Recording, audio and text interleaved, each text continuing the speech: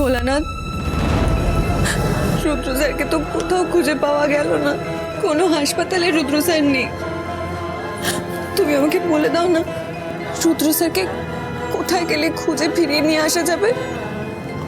তুমি একবার বলো, আমার যত কষ্টই হোক আমি ঠিক রুদ্র স্যারকে ফিরিয়ে আনবো।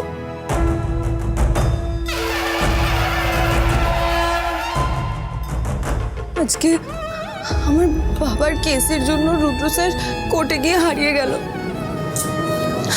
তুমি আমায় পথ দেখাও ঠাকুর, তুমি আমায় পথ দেখাও। রুদ্র স্যার এলো নাকি?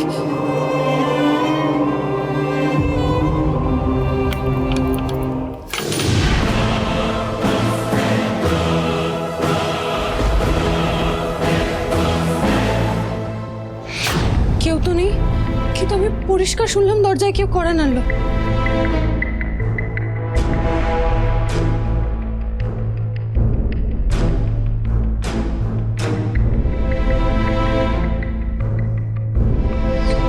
কই, কেউ তো নেই, তাহলে কড়া নাড়লো কে?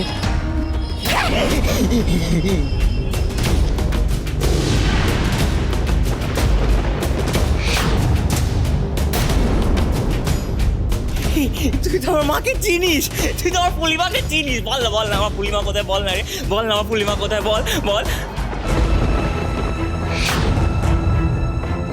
ওর মাকে খুঁজছিল। ছেলেটাকে দেখে কেন আমার এত মায়া লাগছে?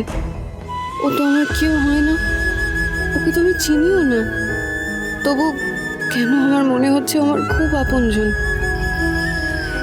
তুমি এখানে কি করছো?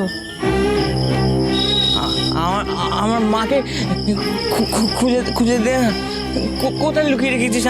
আমার মাকে বল না, বল না, বল বল বল আমার মাকে। আমি সত্যি জানি না কে তোমার মা।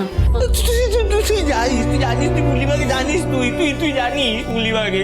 দে না আমার পুলিমাকে খুঁজে দে না রে, খুঁজে দে আমার পুলিমাকে, খুঁজে দে, খুঁজে দে, খুঁজে দে, খুঁজে দে পুলিমাকে, খুঁজে দে। আমার মাটাকে এনে দে না, আমার পুলিমাকে এনে দে না রে।